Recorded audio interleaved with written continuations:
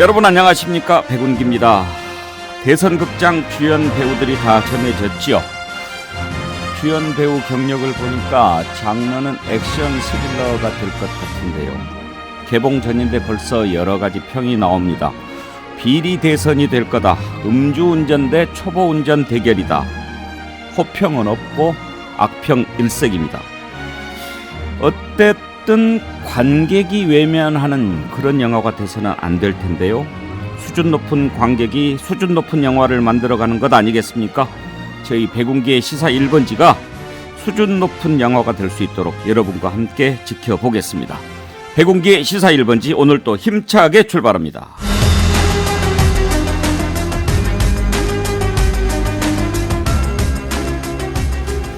네, 숨가쁘게 돌아가는 대선판을 분석해드리는 1번지 똑똑 코너입니다. 정기남 시사평론가, 최수영 메시지 컨설턴트 함께합니다. 어서 오십시오. 네, 안녕하십니까. 정기남 평론가는 어제 했고, 최수영 컨설턴트 1번지 똑똑 이름 왜 그렇게 지었는지 아시죠?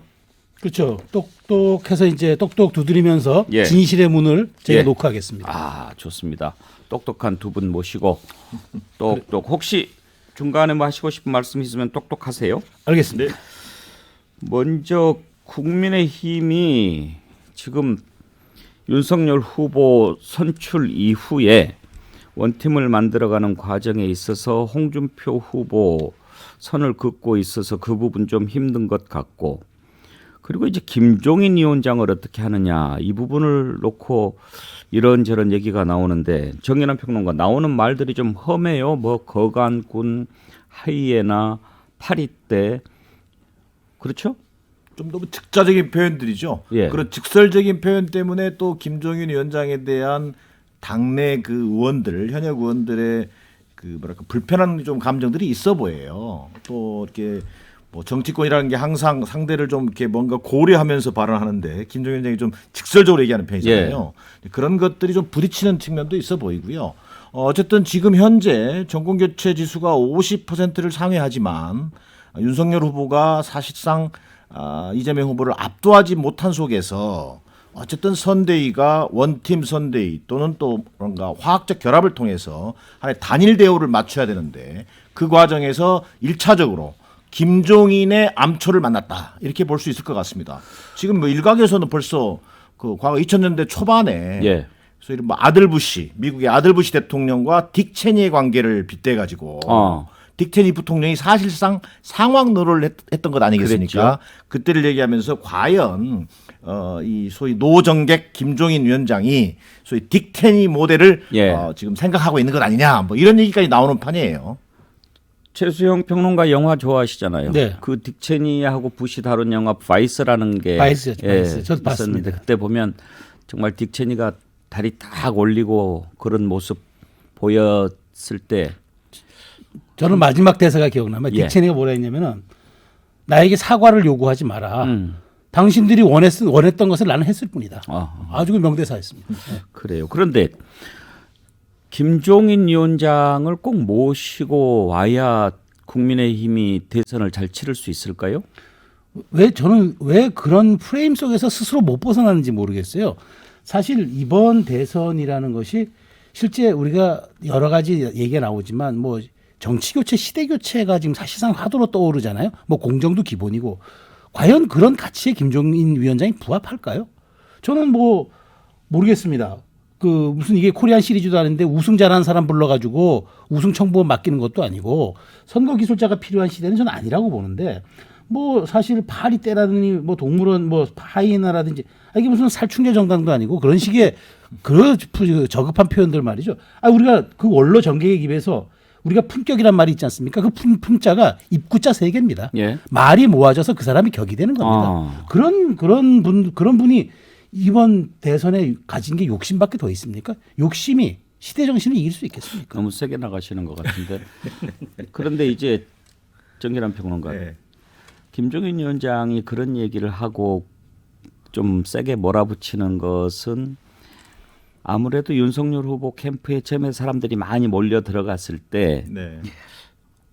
윤석열 후보가 정치 입문한 지 얼마 되지도 않았는데 그 사람의 어떤 비전이나 이런 것을 보고 갔다기보다는 될 것 같으니까 갔다, 이런 인식을 갖고 있는 거 아니겠습니까? 실제 그렇습니다. 실제 윤석열 대세론, 정권 교체 여론의 등입은 윤석열 대세론, 그다음에 반문재인 대표성을 상징화한 윤석열. 이러다 보니까 소위 야권 지형의 소위 정말 말 그대로 당협위원장부터 거의 90% 이상이 그쪽으로 몰려갔던 것이고, 또 야권의 예비 정치인들 또한 윤석열 캠프에 어떻게든 다리라도 하나 걸치겠다. 예. 이런 현상이 있었던 건 사실이죠.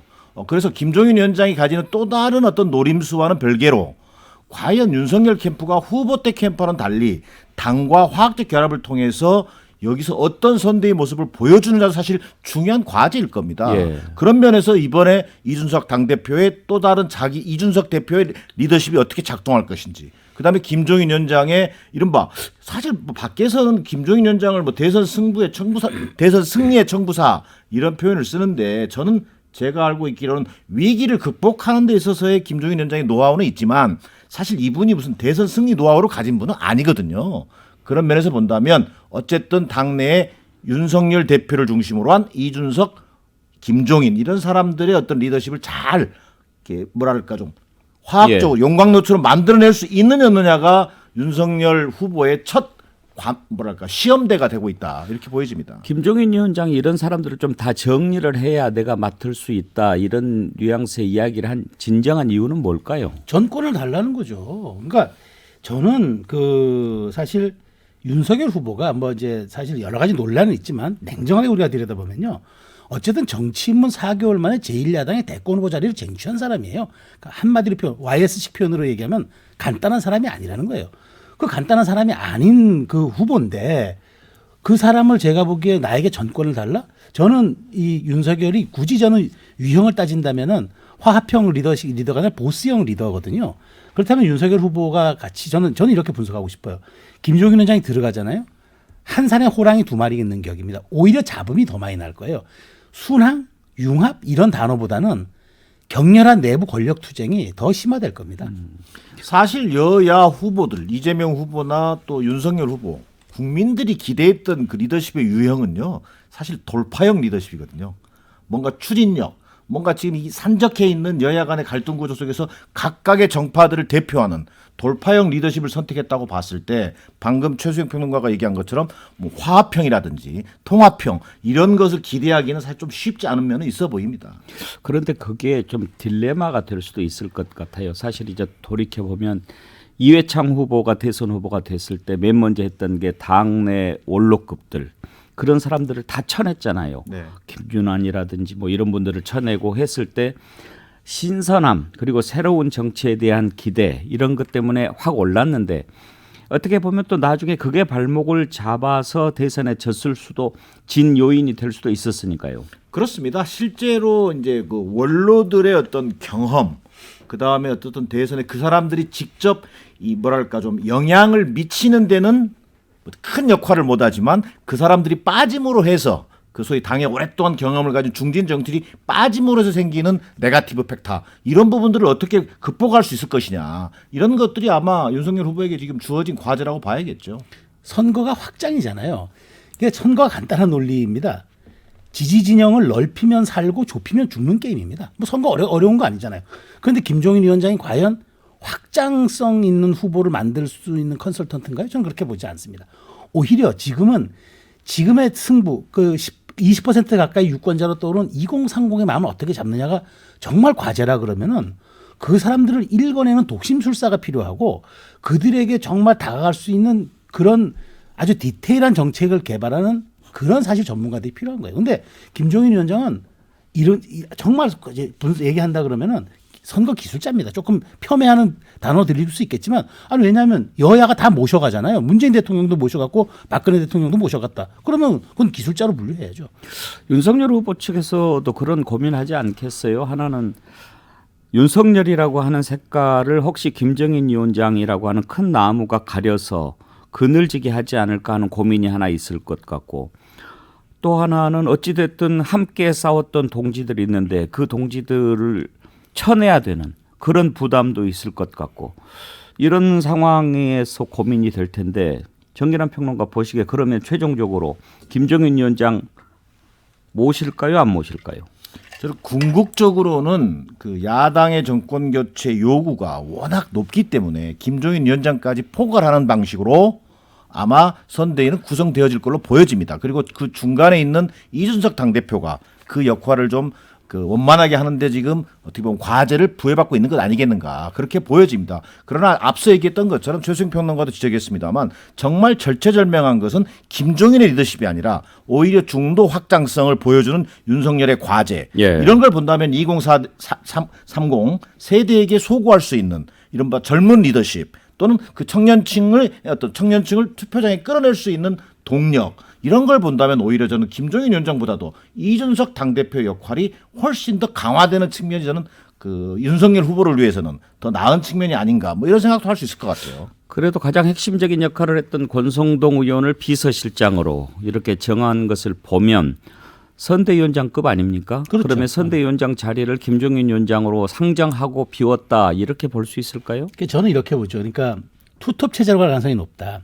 권성동 의원이 이제 비서실장을 맡으면서 내부 단속의 역할을 맡고 외부의 상징적인 역할은 김종인 위원장한테 맡길 거다. 다만 저는 이 시기가 조금 걸릴 것 같아요. 그러니까 원래 이제 그 선거가 이기면은 바로 이제 선대위를 꾸리는데 금방 꾸렸잖아요. 그러니까 물론 이제 민주당 같은 경우에도 이제 한번 다 그 원팀 때문에 한 좀 시간은 3개월 정도 3주 정도 소요됐지만 과거 박근혜 대통령 같은 경우는 후보로 선출됐을 때 한 2달간 대선 기획단을 꾸렸어요. 그래서 대선 기획단을 꾸려서 이슈 같은 좀 아주 좀 논쟁적인 것들을 미리 사전에 좀 정비를 한 다음에 선대위를 갔어요. 그래서 이제 그때 뭐 과거사 발언이라든가 이런 것들을 이제 다 정리하고 이제 그 선대위로 갔는데 제가 보기에도 이 11월까지는 아마 선대위 출범이 조금 빠르지 않을까 싶어요. 그래서 그런 것들을 조금 정비해 놓고 내부 단속은 권성동, 외부는 김종인 이런 식으로 정리할 가능성이 저는 높은 것 같아요, 사실. 예.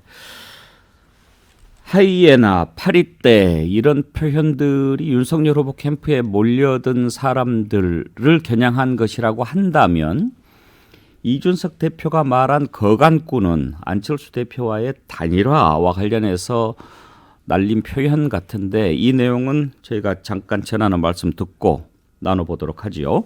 정기남 시사평론가 최수영 메시지 컨설턴트 1번지 똑똑 함께 진행하고 있습니다.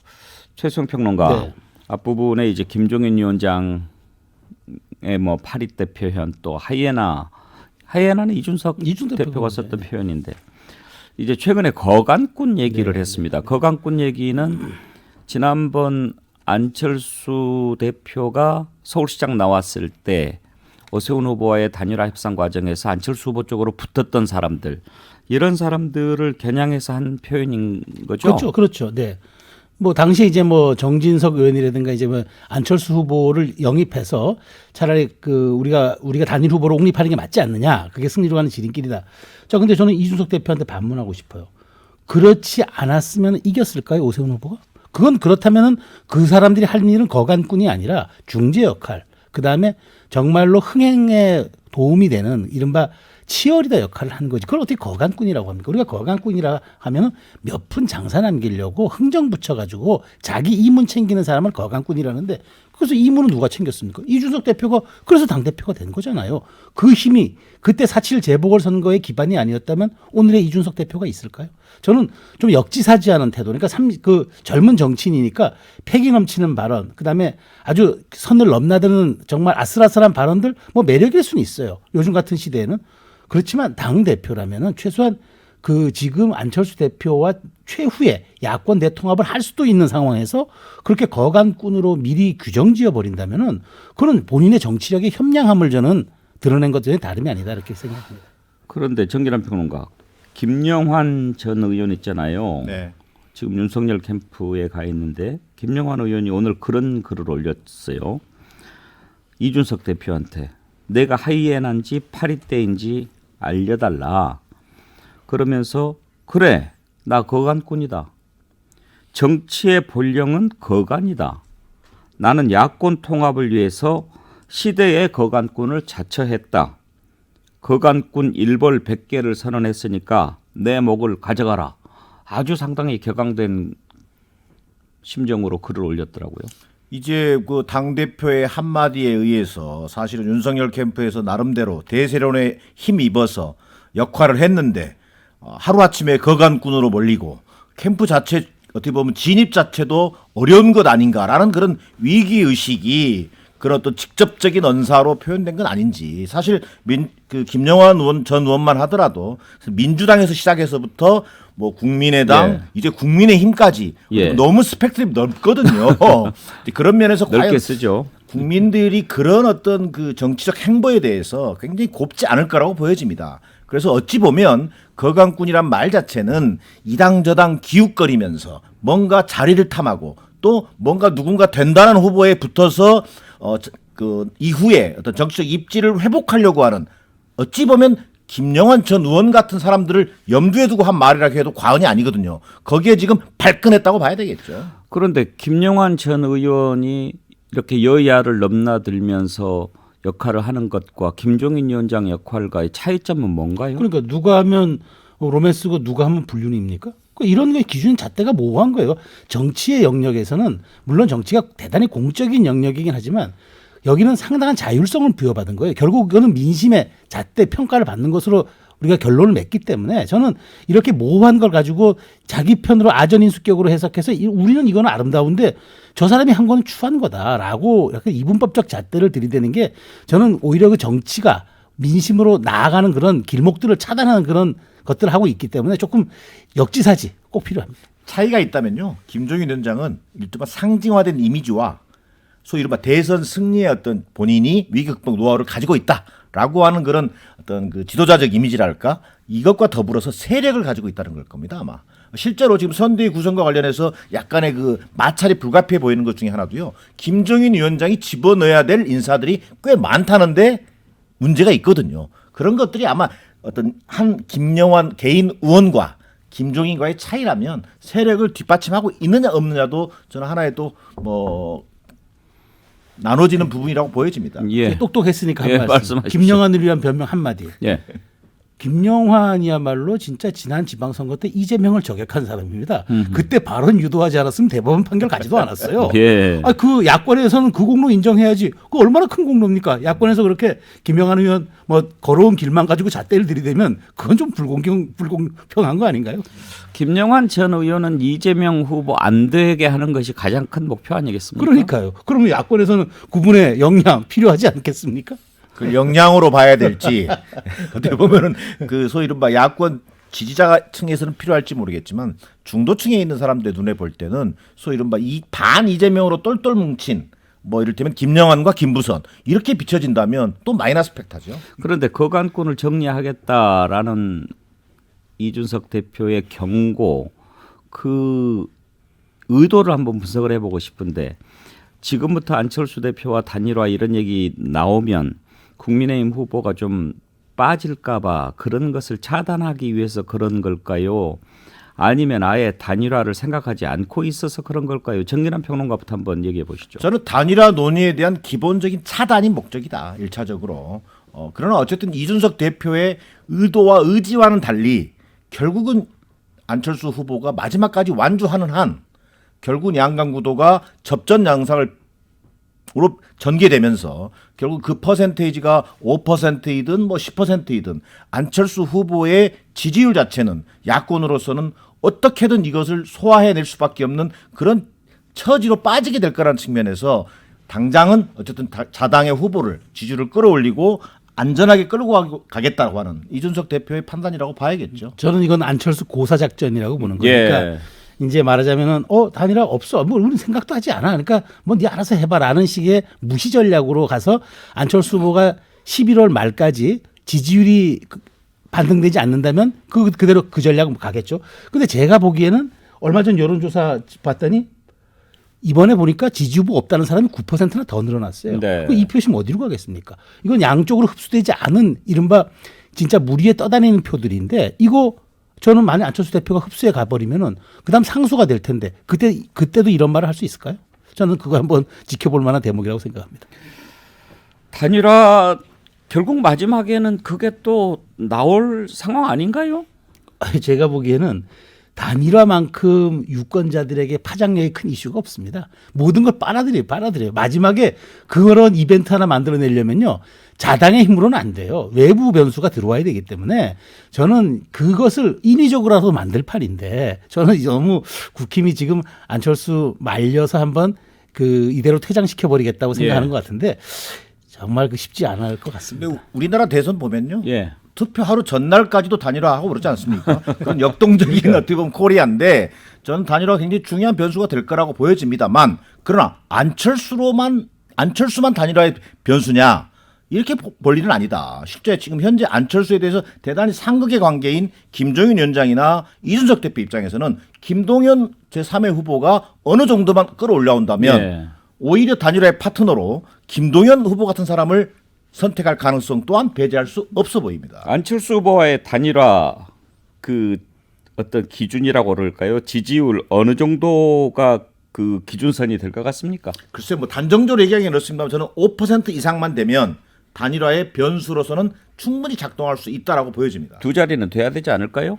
저는 뭐 5%도 충분하게 되지만 지금 추세로 놓고 보면은 저는 안 대표가 자기의 포지티브 캠페인만 잘 펼치면은 두 자릿수도 갈 거라고 봐요. 두 자릿수 가잖아요. 그러면 그때부터는 단일화 지형 자체가 달라지고 단일화 논의의 폭과 수준이 완전히 바뀔 겁니다. 예. 근데 안철수 후보가 지금 현재와 같은 이삭죽기 방식으로 두 자릿수 지지율은 저는 굉장히 얻기 힘든 상황이다. 안철수의 컨텐츠를 보여줘야 됩니다.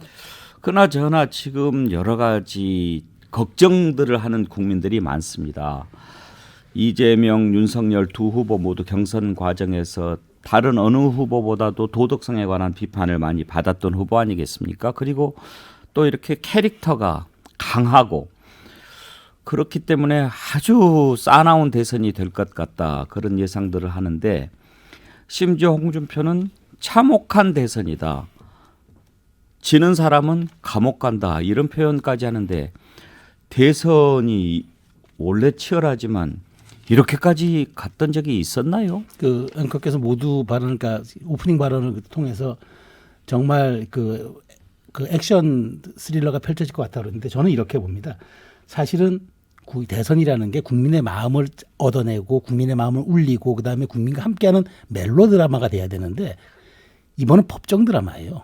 이번은 예전에 우리 유명한 프로그램 있죠. 법창야와 같은 그런 이제 방식으로 진행될 텐데 저는 그렇기 때문에 지금 갈 곳 없는 표들이 점점 더 많아지는 것 같아요. 그러니까 결국 홍준표 후보는 검사 출신이니까 촉이 있을 겁니다. 이거는 권력 투쟁의 양상이기도 하지만 실제로는 여기서 지는 사람은 죗값을 치러야 하는 상황까지도 갈 수 있다라고 예견하는 것 같아요. 그런 점에서 얼마나 불행한 대선입니까? 검찰이 대선 결과를 좌우하는 대선 안 되지 않습니까 이건? 그렇게 돼서는 안 되겠죠. 그러나 지금 현재 벌어지고 있는 형국 자체가 윤석열 후보의 고발 사주 의혹 사건이나 또 이재명 후보의 대장동 의혹 사건이 어떤 식으로 소위 이른바 불이 번져 나갈지 모르는 것이고 그 키를 검찰이 쥐고 있다라는데 그 리스크가 있는 것이죠. 그러나 앞서 얘기했던 것처럼 정말 뭐 또 한 측면에서 본다면은 야당은 진짜 말 그대로 복수 심리. 이가 지금 지배적이잖아요. 또 여당은 약간 또 우월 심리가 있어요. 이런 심리들이 좌우하기보다는 소위 많은 중도층들이라고 할 수 있는 소위 미래를 걱정하는 심리가 좀 작동하는 선거가 되는 것이 우리 국민을 위해서도 바람직한 것이다라고 보여집니다. 아직 마음을 정하지 못한 국민들이 참 많은 것 같은데 그 사람들이 옛날에 비해서 더 많은가요? 적은가요? 더 많아졌죠. 갤럽 조사에서 6개월 전에 30%가 있었던 적이 없었고요. 지금도 아직 그 수치가 안 빠져가지고 지금 심지어 또 늘어났다고 하잖아요. 또 그러니까 제가 보기에는 이런 것들이 역대 유례 없는 선거기 때문에 과거에 같은 대선 기준으로 이번 대선을 예측하기는 굉장히 어려울 것 같아요. 저는 그래서 그 역대 선거에서는 항상 이념, 진보냐 보수냐 또는 지역, 영남이냐 호남이냐 이런 것들이 결정적 변수였다면 지난 서울시장 선거 또 부산시장 선거에서 보여진 것처럼 이제는 정말 세대가 주요한 변수가 되는 예. 선거가 되었으면 하는 바람입니다. 네, 두 분 감사합니다. 백운계의 시사 1번지 1부 여기서 줄이겠습니다. 함께해 주신 정계남 평론가, 최수영 평론가 두 분 감사합니다. 수고하셨습니다. 감사합니다. 감사합니다. 네.